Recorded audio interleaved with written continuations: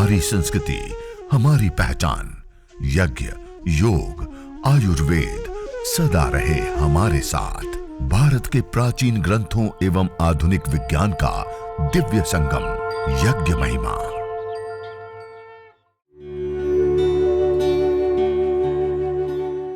मानसिक शांति को प्राप्त करने का इस धरती पर का सबसे बड़ा सटीक रूप से कार्य करने वाला अमोघ साधन कोई है तो वह यज्ञ, हवन, अग्निहोत्र है। और इसके माध्यम से जो सुरभि, जो सुगंधि को हम प्राप्त करते हैं, उससे अनेक प्रकार के रोगों से तो शांति मिलती ही मिलती है, लेकिन सबसे बड़ी उपयोगिता है कि मानसिक शांति को हम प्राप्त करते हैं।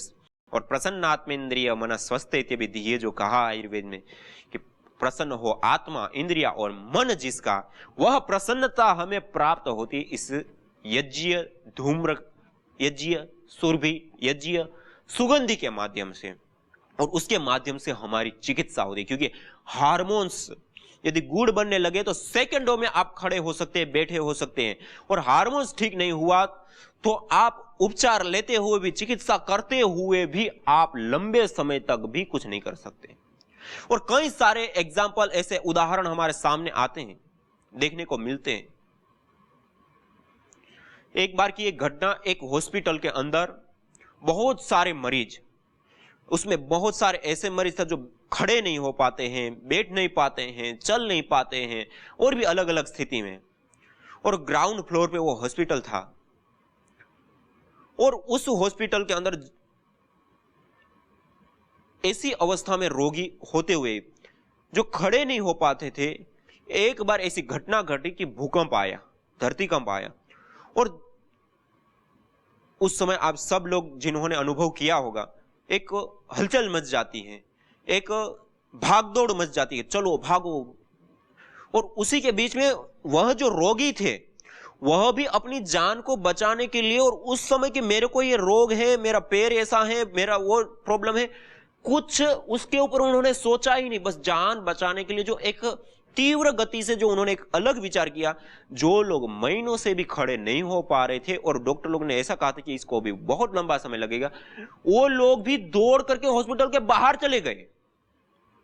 क्यों ऐसा हुआ? तीव्र गति से उन्होंने जो विचार किया, गुड हार्मोन्स बना, उस हार्मोन्स का तात्कालिक रूप से तुरंत प्रभाव पड़ता है हमारे शरीर के ऊपर चिकित्सा की सामर्थ्य के रूप में।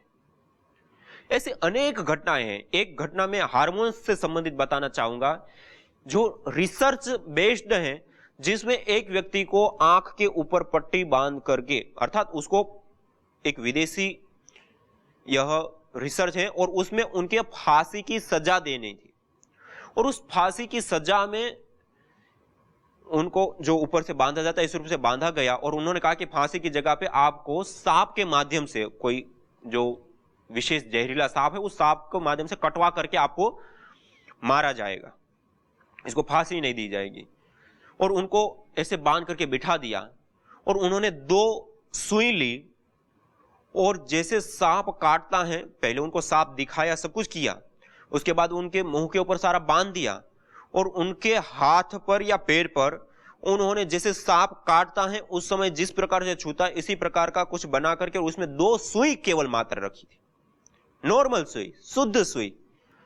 और उस सुई को उन्होंने पहले बोला कि अब हम कटवाने जा रहे हैं, ऐसे पूरा संदेश देते हुए, बताते हुए, और उन्होंने उसको इस प्रकार से 2 सुई मार दी। आप आश्चर्य करेंगे, उसको सांप ने नहीं कटा, कुछ नहीं किया, खाली उन्होंने अपनी ओर से उस प्रकार का विचार किया, उसी प्रकार के उनको संदेश दिए, और खाली 2 सुई मारने मात्र से जैसे सांप ने काटा हो, उसी प्रकार उनके शरीर के अंदर जहर घुल गया और वो व्यक्ति मर गया। केवल मात्र विचार के माध्यम से जो केमिकल्स, हार्मोन्स बनते हैं, उसका प्रभाव। ऐसे अनेक केस हैं, अनेक ऐसी घटनाएं हैं, अनेक ऐसी रिसर्चें हैं जो आज समाज में बहुत बड़ी रूप में प्रचलित है। कहने का अभिप्राय है कि हार्मोन्स का रोल हमारे स्वास्थ्य लाभ में या स्वास्थ्य की हानि में बहुत बड़ा रोल निभाता है। आप लोगों ने सुना होगा कई बार परिवार में किसी का एक्सीडेंट हो गया, परिजनों का किसी का वियोग हो गया, कोई ऐसी दुर्घटना घट गई। ऐसी दुर्घटना की सूचना जब घर पे व्यक्ति को मिलती है तो घर में लोगों को वहीं बेहोश हो जाते हैं।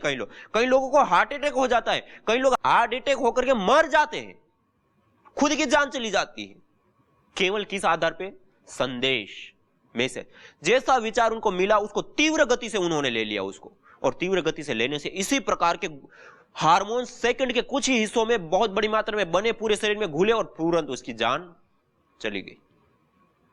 जैसे वो 1 सेकंड में मर जाता है, हार्ट अटैक आ जाता है सूचना मात्र से उसको ऐसा विचार करने से, ऐसे ही हम 1 सेकंड के अंदर व्यक्ति को खड़ा कर सकते हैं, मुर्दे व्यक्ति के अंदर जान फूंक सकते हैं। ऐसी ताकत होती है इस एरोमा थेरेपी में, गंध चिकित्सा में।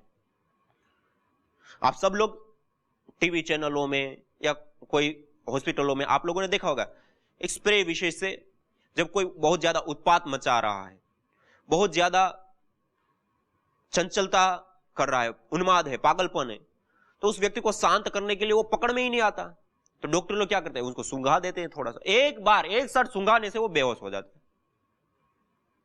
कोई गलत काम करने वाले भी ऐसे लोग होते हैं जो सामान्य व्यक्ति को बेहोश करके उनके साथ उनको लूटना या गलत काम करना आदि भी करते हैं।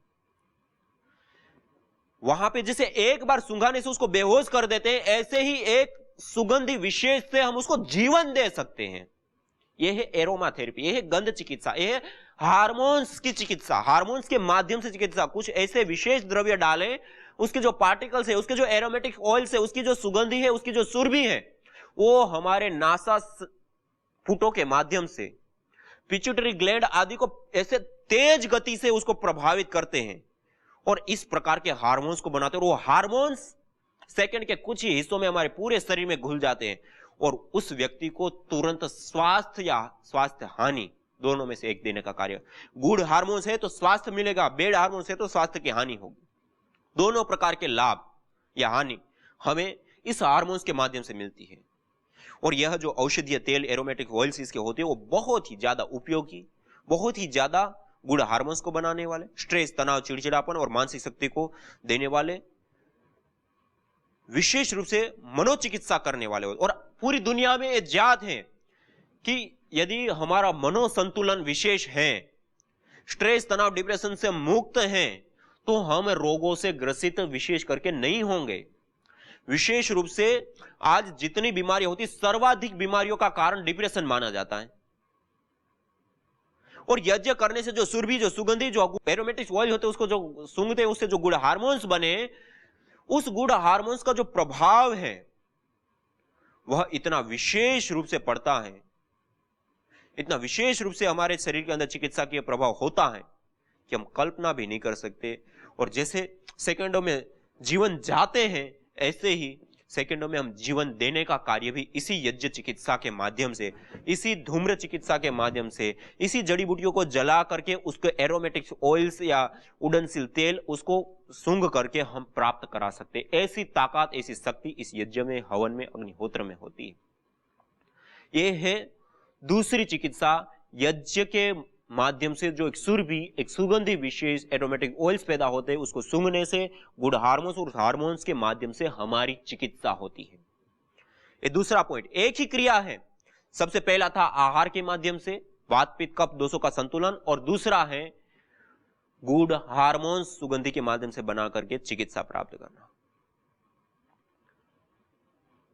तीसरा है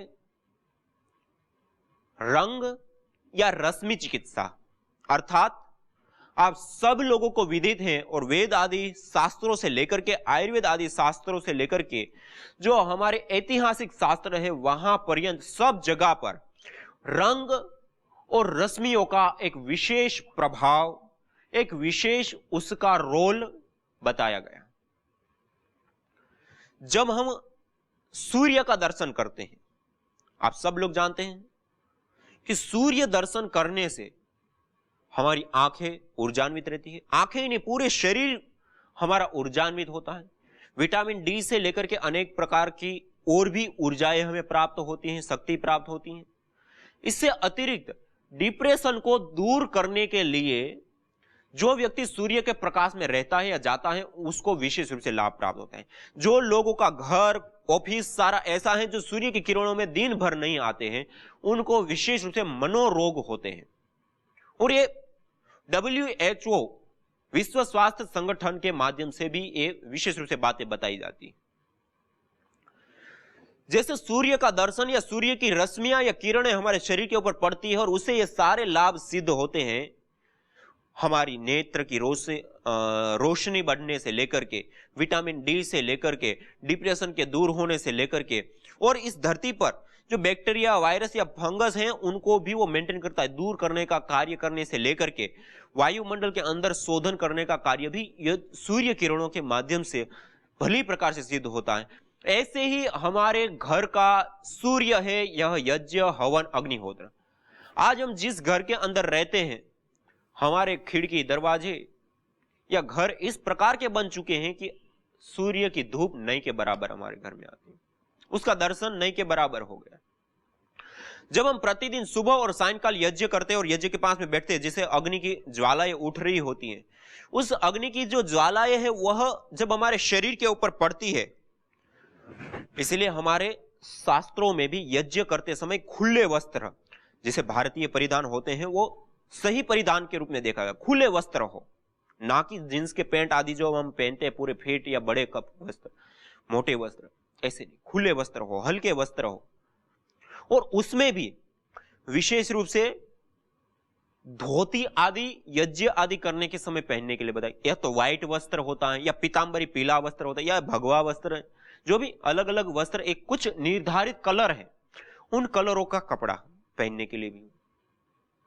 तो जब हम यज्ञ करते हैं, उससे माध्यम से निकलने वाली जो रश्मियां हैं, जो ऊर्जाएं हैं, जो ताप है, वह जब हमारे शरीर के ऊपर पड़ता है, जब हमारी दृष्टि, हमारी चर्म चक्षु है उनको आत्मसात करती है, तो उसका हमारे शरीर के ऊपर एक बहुत बड़ा मनोवैज्ञानिक भी, मनोचिकित्सक भी, और उसके साथ साथ हमारे शरीर को प्रभावित करने वाला इफेक्ट या चिकित्सा की यह प्रभाव विशेष रूप से प्राप्त होता है या पड़ता है। यह है जब हम यज्ञ करते, हवन करते, उसके माध्यम से निकलने वाली जो रश्मियां हैं, जो उष्मा है, गर्मी है, उसके माध्यम से विशेष रूप से चिकित्सा करना। और कुछ अनुसंधानों से भी यह सिद्ध हुआ है। डॉक्टर जापान के एक विशेषज्ञ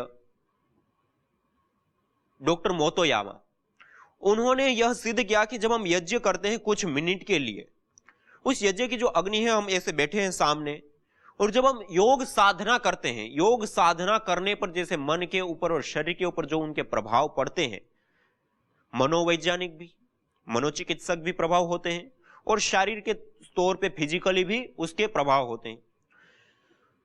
वैसे ही जब हम यज्ञ करते हैं, हवन करते हैं, और उसकी जो रश्मियां, उसकी जो किरणें हैं, उसकी जो उष्मा है, उसकी जो सूक्ष्म ऊर्जाएं हैं, वो हमारे शरीर के ऊपर जब पड़ती हैं, तो हमारे शरीर के अनाहत आदि जो चक्र होते हैं, जो विशेष रूप से शक्तियों के केंद्र है, उसके अंदर शक्ति पुंज के रूप में वो उभर करके आते हैं, अर्थात उसके अंदर शक्तियों की भरमार रूप से ऊर्जा बढ़ जाती है।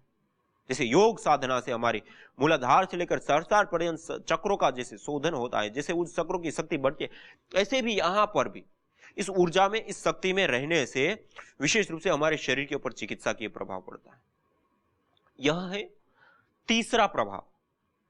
पहला आपको बताया आहार के माध्यम से वात पित्त कफ दोष का संतुलन करके और हमारे शरीर की चिकित्सा करता है। दूसरा मैंने बताया सुगंधित सुरभि एरोमेटिक ऑयल्स को जब हम ग्रहण करते हैं तो गुड हार्मोन्स बनते हैं। गुड हार्मोन्स के माध्यम से तात्कालिक रूप से क्षणों में हमारा विशेष स्वास्थ्य लाभ प्राप्त होता है। और तीसरा मैंने बताया रंग या रश्मि चिकित्सा, एक विशेष प्रकार के कलर या विशेष प्रकार की जो तरंगों का जो प्रभाव होता है सूर्य की रश्मि में भी, जैसे अलग अलग बोतलों के अंदर, कांच की बोतलों के अंदर खाली उसके अंदर पानी भर दे और वह जो कांच की बोतल है वह खाली उसके कलर अलग हो, जैसे 7 कलर विशेष रूप से, मुख्य 3 होते हैं लेकिन 7 कलर जो विशेष रूप से माने गए हैं, 7 किरणें जो मानी गई है, कलर की किरणें, उन 7 रंगों की बोतलों के अंदर पानी रखा जाता है और सूर्य की धूप उसके ऊपर पड़ती है और उस पानी का कुछ मात्रा में ही प्रयोग करने से हार्ट से लेकर के गंभीर गंभीर बीमारियों की जैसे सूर्य चिकित्सा की जाती है और उससे लाभ पाया जाता है। ऐसे ही यहाँ पर हमारे शरीर के अंदर रक्त होता है, खून होता है, वो निरंतर दौड़ रहा है और ये जो किरणें जब उसके ऊपर पड़ती हैं तो वो भी उस खून के ऊपर विशेष रूप से प्रभाव पाड़ती हैं और विशेष रूप से उसका शोधन या जो भी उसके अंदर ऊर्जाओं का, शक्तियों का संचार या जो भी अलग अलग प्रकार के बहुत सारे इफेक्ट पड़ते हैं और उसके माध्यम से विशेष रूप से रंग या रश्मियों के माध्यम से हमारे शरीर के अंदर चिकित्सकीय विशेष प्रभाव पड़ता है और विशेष लाभ प्राप्त होता है। और इसी प्रकार से एक विशेष प्रभाव होता है अपूर्व। अपूर्व अर्थात जिसको हम भाग्य बोलते हैं, जिसको हम पूर्व कर्माशय बोलते हैं। आयुर्वेद आदि ग्रंथों में विशेष करके हम आज जिस जीवन को जी रहे हैं, इस जीवन में जाति, आयु और भोग, योग दर्शन में महर्षि पतंजलि जी ने कहा कि जाति, आयु और भोग हमें अपने कर्मों के आधार पर मिलते हैं। हम जैसे कर्म करते हैं, अच्छे या बुरे, उसके आधार पर पुण्य या पाप रूपी हमारा खाता भरता है और जैसे पाप और पुण्य रूपी खाता हमारा बलवान या कमजोर होगा, उसी के आधार पर हमें जाति, आयु और भोग, कौन सी जाति में जाना, मनुष्य से लेकर के कीट पतंग, पशु पक्षी से लेकर के अनेक प्रकार की जाति, फिर उसमें उनकी आयु कितनी होगी और उस आयु के अंदर कैसा भोग होगा। जैसे मनुष्य का जन्म तो मिल गया, लेकिन जन्म मिलते ही उसकी मृत्यु हो जाती है, जन्म मिलते ही कुछ युवावस्था में मृत्यु हो जाती है या बहुत कम समय में उसकी मृत्यु हो जाती है। तो आयु, और दूसरा है भोग। भोग अर्थात वो जन्म तो ले लिया मनुष्य में, लेकिन पैदा होते ही इतने गरीब घर में है कि वो भूख से तड़प रहा है बच्चा, और एक ने ऐसे परिवार में जन्म लेके सोने की चम्मच से वो दूध पी रहा है। एक व्यक्ति ने जन्म लिया, पैदा होते ही अपंग है, आंख काम नहीं करे, हाथ पैर काम नहीं करे, और भी कोई समस्या, और एक व्यक्ति बिल्कुल स्वस्थ है। ये सारे के सारे भोग के अंतर आते हैं। जाति, आयु और भोग, ये सारी चीजें हमें मिलती है अपने कर्माशयों के आधार पे, और वह जो पुण्य रूप जो कर्माशय वह प्राप्त होते हैं हमारे पूर्वकृत कर्मों के आधार पे। कई बार आयुर्वेद आदि ग्रंथों में भी बहुत सारी जगहों पर कई सुख विशेष की प्राप्ति ना होने का कारण या कुछ बीमारियों के होने का कारण भी कर्माशय, जैसे कोढ़ है या इस प्रकार के कुछ अलग चर्म रोग या ऐसी कई सारी ऐसी बीमारियां हैं, उन बीमारियों को कुछ अभिचार, कुछ को पूर्व कर्माशय का कारण, या कुछ किसी की बद्दुआ, किसी को हमने बहुत पीड़ा पहुंचाई है, बहुत उसको हानि पहुंचाई है, और उनके अंदर से, उनके दिल से जो बद्दुआ उनको मिली है, उन बद्दुआओं से, उनके जो श्राप मिले हैं, उनके माध्यम से भी बीमारियां पैदा होती है, और वो बीमारियां फिर दवाई से ठीक नहीं होती है। तो उनकी भी चिकित्सा आयुर्वेद ग्रंथों में देवीय चिकित्सा अर्थात यज्ञ के माध्यम से बताई है। इसी प्रकार से मीमांसा दर्शन आदि में भी जब व्यक्ति को संतान प्राप्ति नहीं होती, एक भोग के अंतर्गत ये आ गया कि वो संतान प्राप्ति का एक विशेष सुख प्राप्त करना चाहते हैं, संतान की प्राप्ति नहीं हो रही है, उसे वो गृहस्थी परेशान रहता है। अब वो उनके कर्माशय दुर्बल होने के कारण कई बार होता है। कई बार शरीर के फॉल्ट भी हो सकते हैं, शरीर में किसी भी प्रकार की कोई समस्या है तो उसके कारण भी वो नहीं होता है। तो यज्ञ जब करते हैं तो उससे वो जो शरीर के अंदर फॉल्ट है उसको तो वो ठीक करके वो भी ठीक हो जाता है। दूसरा होता है कि जो हम यज्ञ करते हैं उससे हम सर्वाधिक पुण्य प्राप्त होते हैं, और उन पुण्यों से हमारा पूर्वकृत कर्माशय पुण्य रूप जो खाता है वह ठोस और अच्छा बनता है, समर्थ बनता है, और उसके आधार पे फिर हमें संतान की। तो मीमांसा दर्शन की जो दृष्टि है उसमें विशेष करके बताएं कि पुत्र कामो यजेत, जो पुत्र की कामना करता है वो यज्ञ करे, हवन करे, अग्निहोत्र करे, अर्थात वो यज्ञ करेगा तो उसका पुण्य पाप रूप खाता है, उसमें जो पुण्य रूप जो विशेष भोग यहां उनको सिद्ध करना है पुत्र प्राप्ति का, वह भोग उनका सिद्ध नहीं हो पा रहा है। उस भोग की सिद्धि के लिए विशेष करके उनको एक विशेष पुण्यों का कर्माशय का समर्थ होना जरूरी है, और वह समर्थ होंगे इस यज्ञ से। यज्ञ करेगा, पुण्य कर्माशय उसका ठीक होगा, पुण्य कर्माशय उनका ठीक होगा, तो उसके माध्यम से उनको वह भोग की सिद्धि सहज रूप से प्राप्त होगी। इसलिए कहा कि पुत्र कामेष्टि यज्ञ, पुत्र कामना के लिए हम यज्ञ करें, हवन करें। तो कहने का अभिप्राय है कि जो अपूर्व है, जो हमारा पहले किया हुआ कर्माशय है वह दुष्ट है या अच्छा है, उसके आधार पे जो हमें भोग मिलते हैं वह भी समर्थ या सही होते हैं और उसमें कोई कमी हमें दिखती है। कोई ऐसे रोग हैं, जैसे मैंने कहा कि आयुर्वेद आदि ग्रंथों में किसी ने प्रताड़ना दी, किसी ने श्राप दिया, किसी ने हमने पीड़ित किया, और या फिर किसी ने अभिचार भी बहुत सारे बताए गए हैं, तो अभिचार के माध्यम से या इस प्रकार की अलग अलग जो बीमारियां हैं जो सामान्य रूप से व्यक्ति उससे ठीक नहीं हो सकता है या नहीं होता है। और हम समाज में भी देखते वो चिकित्सा भी करा रहा है, रिपोर्ट शरीर के रिपोर्ट में कुछ नहीं आता है, चिकित्सा करा रहा है, दवाएं खा रहा है, उससे कुछ पता ही नहीं चला, कुछ असर नहीं हो रहा, पीड़ा दर्द समस्या वैसी की वैसी है। उस समय उसकी चिकित्सा हम यज्ञ के माध्यम से अर्थात देवीय चिकित्सा के माध्यम से कर सकते हैं। और वो आयुर्वेद ग्रंथ भी देवीय चिकित्सा अर्थात मंत्र, दान और यज्ञ, यज्ञ अर्थात जो हम विशेष हविर द्रव्यों की आहुति देते हैं वो एक, दूसरा दान, इसमें दान भी सिद्ध होता है, और तीसरा मंत्र, मंत्र भी हम इसमें बोलते हैं। वो तीनों को सम्मिश्रित रूप जो यह यज्ञ है वह कहा जाता है देवीय चिकित्सा, और उसको करने से उन रोगों के निवारण से सुख विशेष की प्राप्ति होती है। यह है तीसरा, यज्ञ करके हमारा जो अपूर्व है कर्मा से उसको हम समर्थ बनाते हैं, सही बनाते हैं, और उसके माध्यम से हम भोगों की या विशेष रूप से सुखों की सिद्धि प्राप्त करते हैं। जो असाध्य रोग कहे गए हैं, जो ना रिपोर्टों में आते हैं, ना मशीनें उसको डिटेक्ट कर सकती है, ना कोई दवाई से वो ठीक हो सकते हैं, ऐसे रोग भी।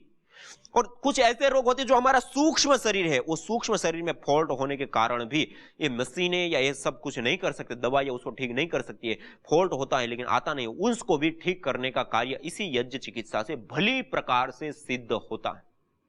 इसलिए यह जो यज्ञ चिकित्सा है वह कई रूपों से, कई तरीकों से हमारी चिकित्सा करती है। मॉडर्न चिकित्सा को हम देखें तो हम खा लो बस, उससे जो पचन हुआ उसी से चिकित्सा, लेकिन ये ऐसा नहीं है, कई रूपों से। जैसे मैंने कहा आहार में वात पित्त कफ दोष का संतुलन करके, यह पहला चिकित्सा का प्रभाव। दूसरा सुगंधी गुड़ हार्मोन्स बना करके, दूसरा चिकित्सा का प्रभाव। तीसरा रंग या रश्मियों का हमारे ऊपर पड़ना, और उससे तीसरा चिकित्सा का प्रभाव। और चौथा अपूर्व हमारा जो जाति आयुर्भोग जिन कर्माशयों के आधार पर मिलते हुआ कर्माशय यदि हमारा दुर्बल है और उसके कारण से हमें सुख विशेष की प्राप्ति नहीं हो रही, या कोई ताप संताप या श्राप या अभिचार या इस प्रकार की कोई भी समस्या के कारण भी रोग हो गया और वो ठीक नहीं हो, तो वो भी यज्ञ अर्थात देवीय चिकित्सा के माध्यम से हम ठीक कर सकते हैं। ये चार पहलुओं के ऊपर आज आपके सामने रखा, और भी इसके कई पहलू हैं, उसको लेकर के हम कल फिर से आपके बीच में आएंगे, आपके साथ चर्चा करेंगे कि यज्ञ चिकित्सा किस किस रूप में कार्य करती है। उसमें आज आपके सामने चार रखे।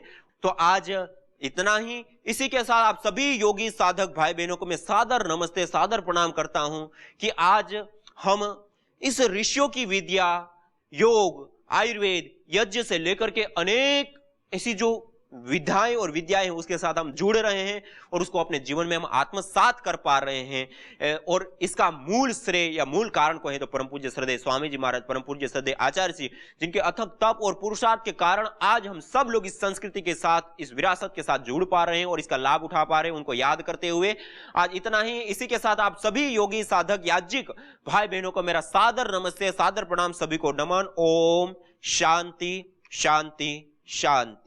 यज्ञ अस्थमा से लेकर कैंसर जैसे जानलेवा रोगों से बचाने के साथ ही तनाव, अनिद्रा व अवसाद आदि मानसिक रोगों को दूर कर शांति व सौमनस्य प्रदान करता है। यज्ञ से विषैली गैसों में भारी मात्रा में कमी आती है व जानलेवा बैक्टीरिया, वायरस, फंगस आदि नष्ट होते हैं एवं रेडिएशन को भी कम करता है। यज्ञ भूमि की उर्वरा शक्ति एवं फसलों में एक्टिव कंपाउंड को बढ़ाता है तथा रोगों की रोकथाम भी करता है। यज्ञ कृषि से उत्पन्न अन्न, फल आदि उत्तम पोषक तत्वों से युक्त एवं स्वादिष्ट होते हैं। यज्ञ उत्तम वर्षा करने वाला तथा जलाशयों का शोधन करने वाला होता है। यज्ञ जड़ एवं चेतन दोनों में सात्विकता का संचार करता है। यज्ञ जहां भौतिक ऐश्वर्य एवं पुण्यों को प्रदान करता है, वहीं आध्यात्मिक जीवन में मानवीय चेतना का उत्कर्ष करके अतिमानस चेतना की ओर अग्रसर करता है। यज्ञ भारतीय संस्कृति की मुकुट मणि है, प्रतीक है, मूल है। मानव जीवन के हर पहलू के साथ यज्ञ जुड़ा हुआ है, चाहे वह संस्कार हो, चाहे पूजा पाठ या फिर पर्व से लेकर हर शुभ अशुभ अवसरों में भी यज्ञ करने की सार्वभौमिक, वैज्ञानिक एवं पंथ निरपेक्ष पावनी परंपरा रही है। आइए हम संकल्प लें, संसार के श्रेष्ठतम कर्म यज्ञ को अपनाएं। पिंड और ब्रह्मांड में संतुलन कायम करने वाले यज्ञ को अपने जीवन का अभिन्न अंग बनाएं एवं प्रकृति मां के प्रति अपने ऋणों को अदा करें। विश्व स्वास्थ्य का एक नारा, यज्ञ से होगा जग उजियारा।